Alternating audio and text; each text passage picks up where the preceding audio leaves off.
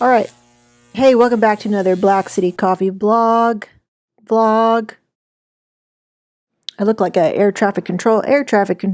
We don't know what we're doing. No, we know what we're doing.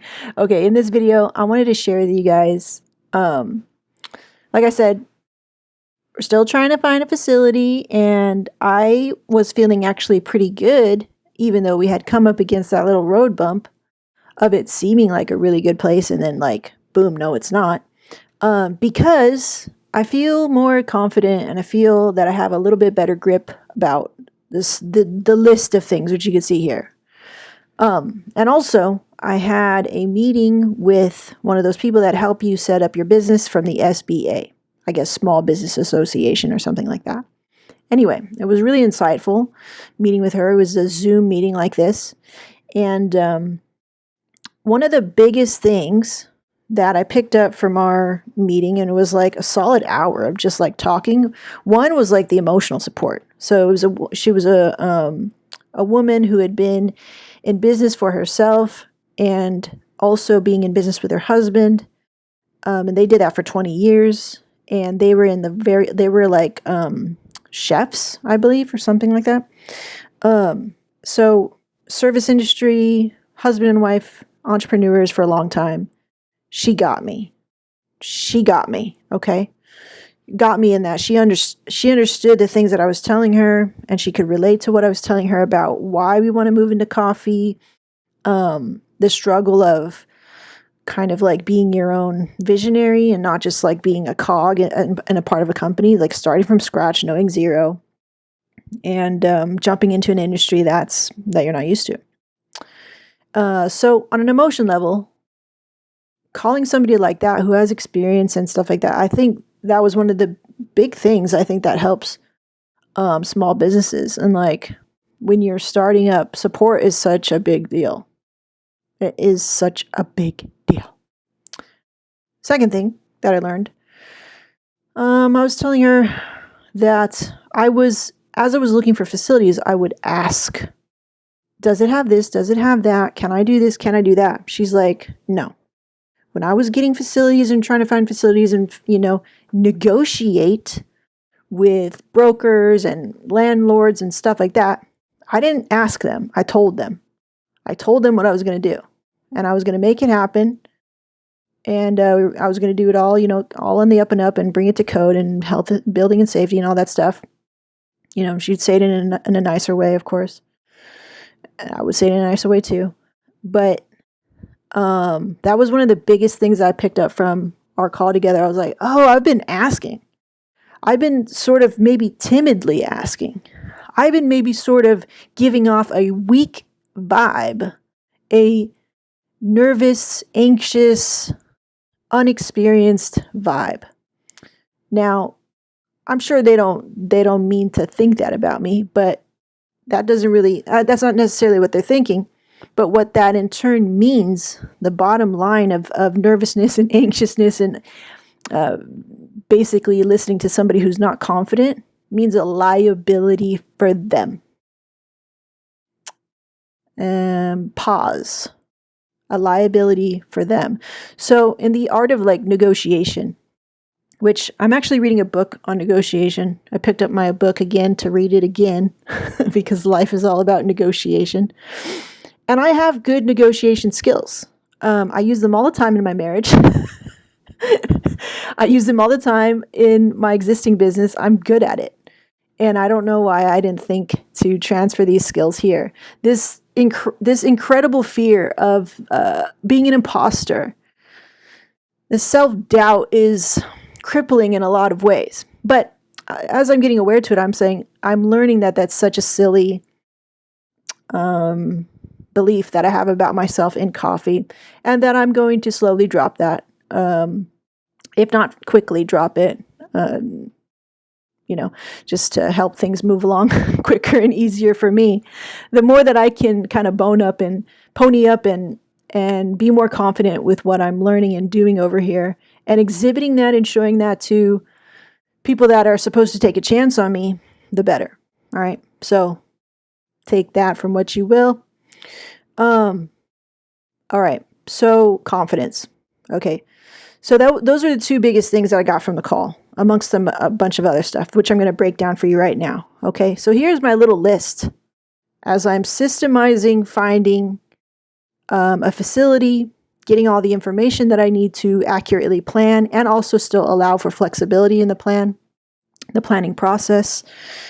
And if you read a lot of like how to plan your own roastery blogs online, the most popular ones are still very general in, I mean, it's kind of almost, yeah, it's a good place to start and read, but I think that's about it. Who is this? I think I have a package. All right, cool. We'll pick that up in a minute.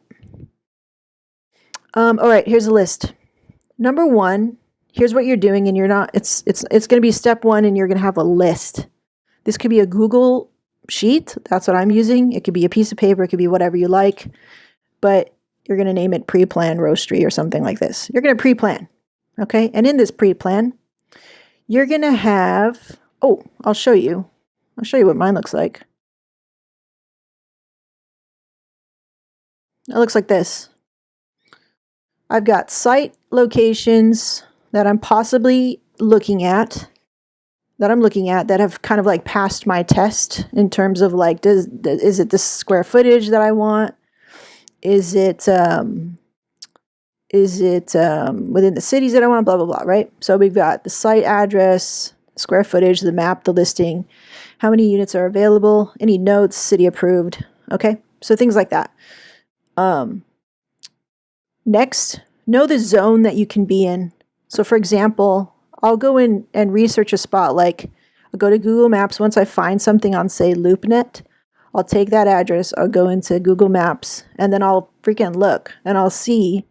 And if I know my zones and we're doing a roastery, they're not going to want any residential surrounding the roastery. The name of the zone will change from city to city, which is annoying. But if you go on the map, you can just see, like, generally if it's surrounded by other industrial buildings and businesses, and it's not like right here, it's not like residential. No, that's not going to fly. For the most part, if you're in California, this is how I'm going to speak. I'm in California, okay? Southern California, namely Inland Empire. Not going to fly. So if I check that really quick, I go, cool, it's kind of passing it's for the most part passing the zoning requirement, and that's good. Okay. I copy the map because I want to know my commute to this place, and I'll copy that map in here because I want to know I'm not driving more than 30 minutes to this place. Because hell no, I used to commute to Indio, which is past Palm Springs. Okay. I used to do that shit. I ain't doing it. And then I put the listing in here. Okay. Using the right language. So when I used to inquire with these fools, I'd be like, hey, I want to start a coffee roastery. And they're like, you have to look at it from what their perspective is. So you have to use the right language. Now I don't say coffee roastery, I say coffee manufacturing / wholesale. In my county, and how they start classifying and sort of identifying the sort of business that you're in is through the type of manufacturing, right? So it's called manufacturing / wholesale food. So I had to learn that just by like freaking going through the health department and reading ordinances, and that's the words they use. So if you can find out the language through the type of ordinance or county speak or even broker speak, or you can even ask your broker and be like, hey, I do this, like, what's this called? And be straight up with people.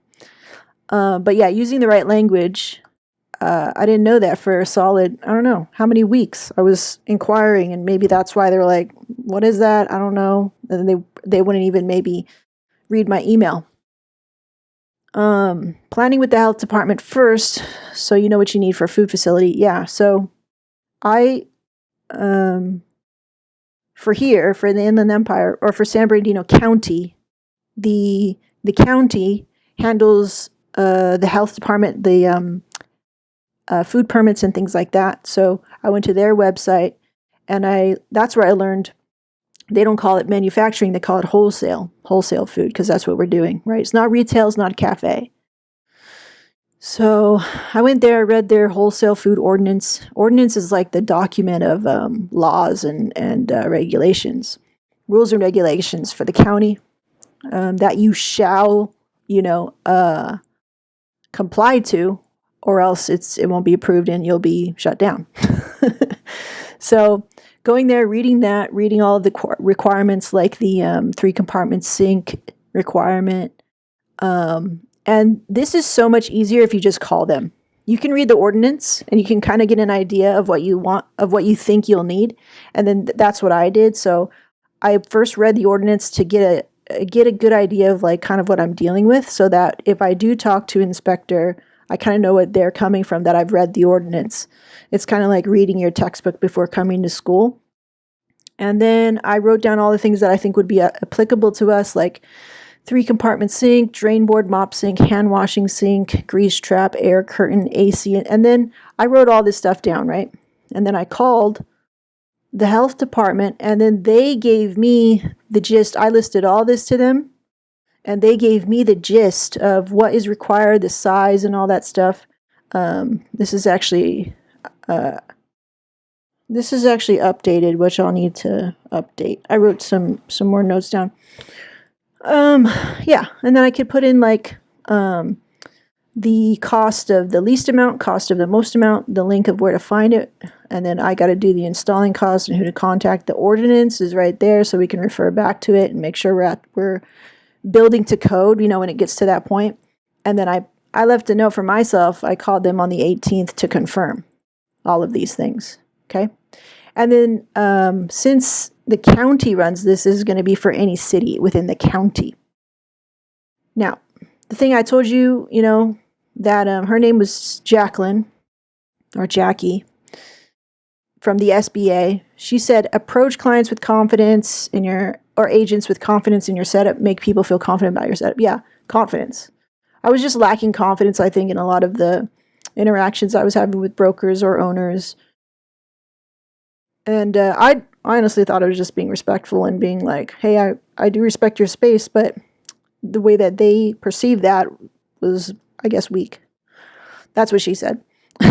So, also, I'd have a really good idea of how things are installed, or a pretty good idea, a general idea, like ventilation for sure,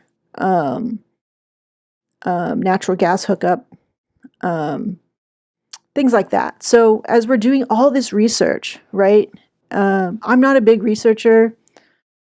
I think I am for like a couple things, like if I'm shopping for one thing, but this is so many things to research. I'm really not organized with it, but I think doing it on a Google sheet will help you a lot. And I don't think this way. I'm not a very organized person. I'm a very method to the madness person, but it's not possible with how many freaking things have to be a go or a yes or confirmed before you can move on to the next step. So this is where you super organized people will really win at this part of the whole, like, starting out your roastery and stuff. I suck at this, but I'm going to get better at it for sure. It's another discipline, that's all it is. It's another little habit, which how I'm motivating myself to do it is I'm like, I'm going to need this information later. Better make it easy to find for yourself. That's all this really is. Okay. All right. Approach brokers and owners with the idea of negotiation. And negotiation, as I'm reading in my little book, brushing up on my negotiation skills, is really a collaborative effort.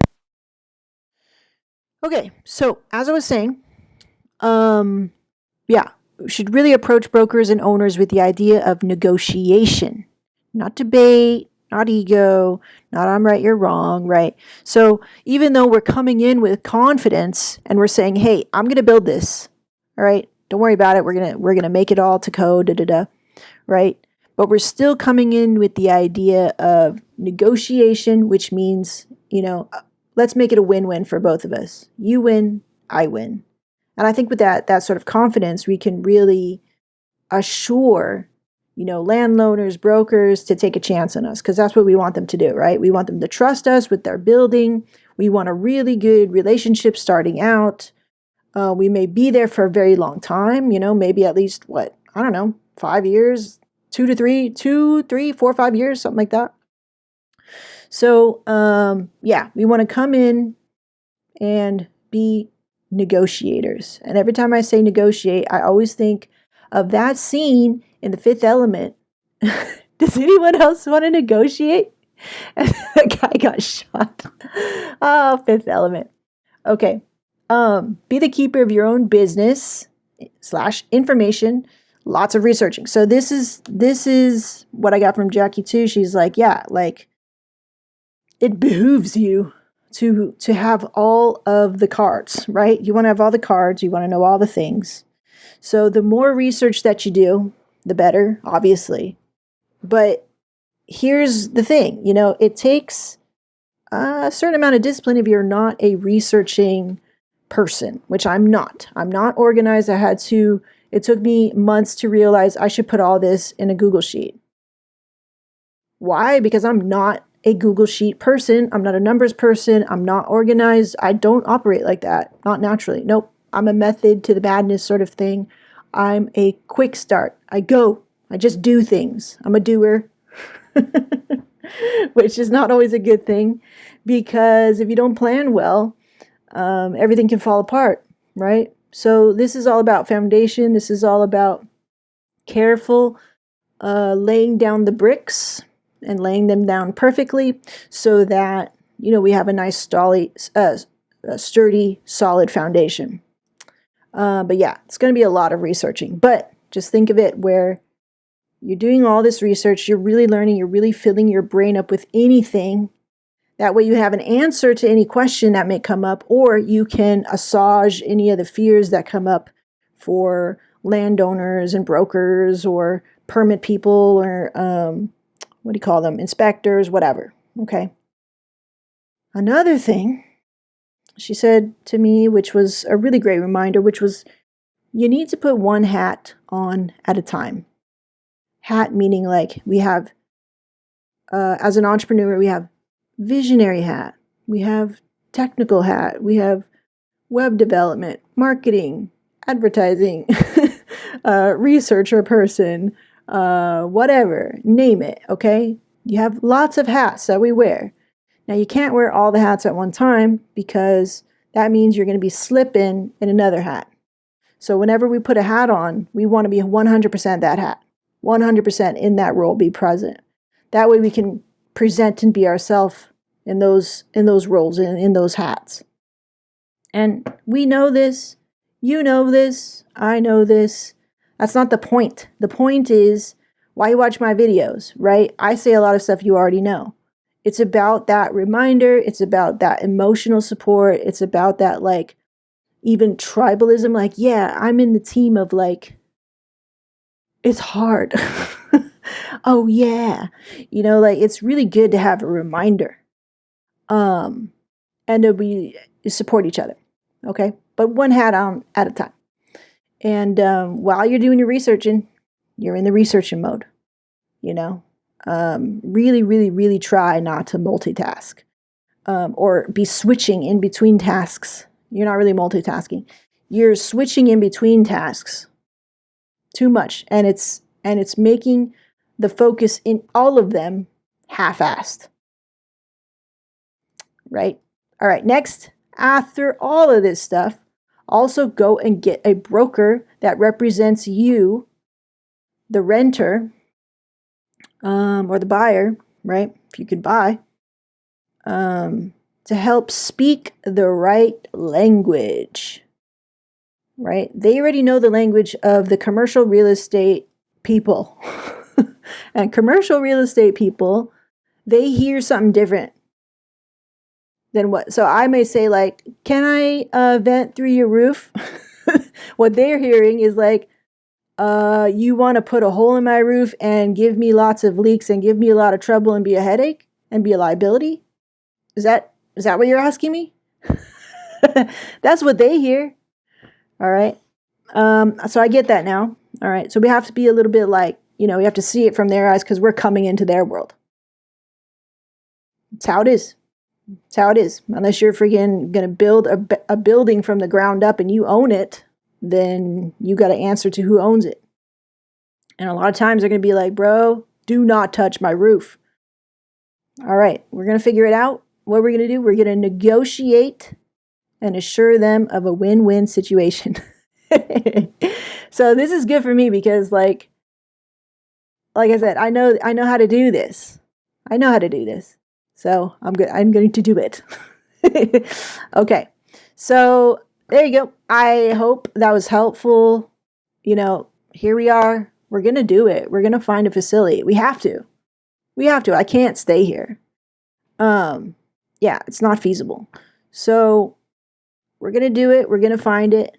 And it's really nice to have a community that supports me. And I think that's awesome. And when it's made, I would love to see you all like in person someday, where we can hang out and maybe taste coffee and whatnot.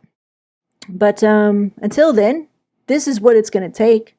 So I'm trying to document it and just share the lessons because I just don't see any of this information out there. It's all very, very, very general. And that is because it varies from city to city, county to county, situation to situation. Okay.